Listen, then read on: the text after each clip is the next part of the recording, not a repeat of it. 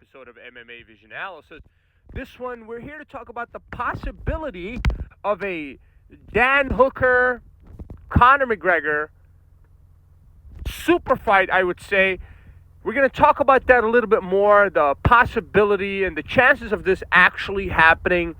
Conor McGregor, Dan Hooker, perhaps somewhere in Europe. Obviously, proximity, it would make sense. And perhaps even somewhere in the Middle East. I don't know, somewhat of a supercard 2025 that puts together Dan Hooker and Conor McGregor. Just taking into consideration that obviously Michael Chandler is booked against a Charles Oliveira. We're going to discuss all of these options. But before getting started, make sure to like, subscribe, and click that notification to get all of this that is new from this channel, your channel, the one and only MMA Vision Analysis. Obviously, Michael Chandler waits for 2 years on a guy named Conor McGregor. Conor never makes it to the fight, UFC 303, due to injury. Fight gets postponed, and then a couple months later, fight gets canceled. No one knows, including the UFC, specifically Dana White, when Conor McGregor is coming back, what Conor McGregor's conditions is. And in all honesty, I don't like to delve into the personal life of fighters, but, some people suggest that the guy's partying, he's doing this, he's doing that. Truth, that's none of my business.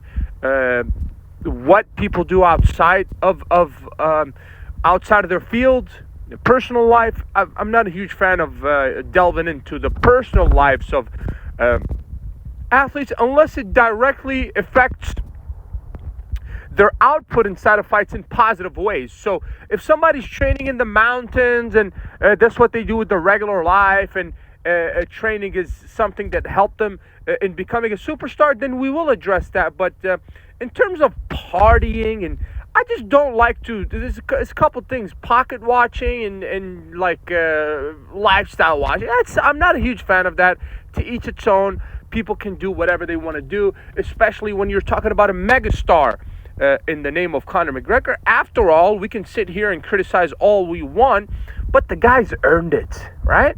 He's the one that knocked out Aldo. He's the one that defeated Nate Diaz. He's the one that finished Cowboy Cerrone. He's the one that beat Eddie Alvarez. He is.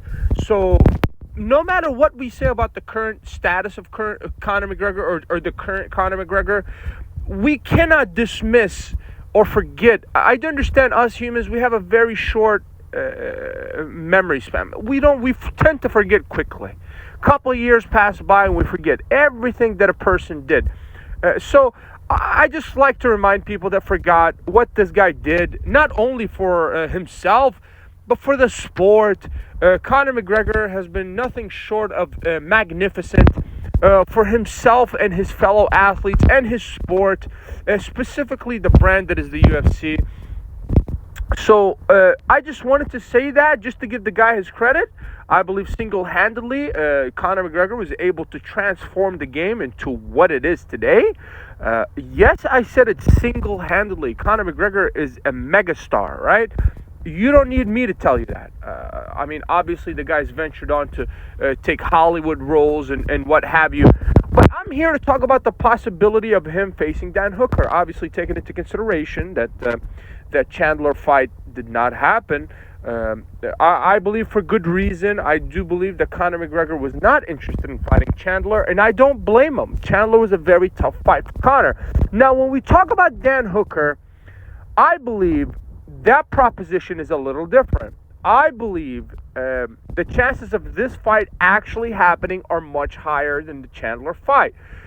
I also believe that for Conor, this fight makes a lot more sense than Chandler fight. For many reasons, and I believe stylistically is perhaps number one.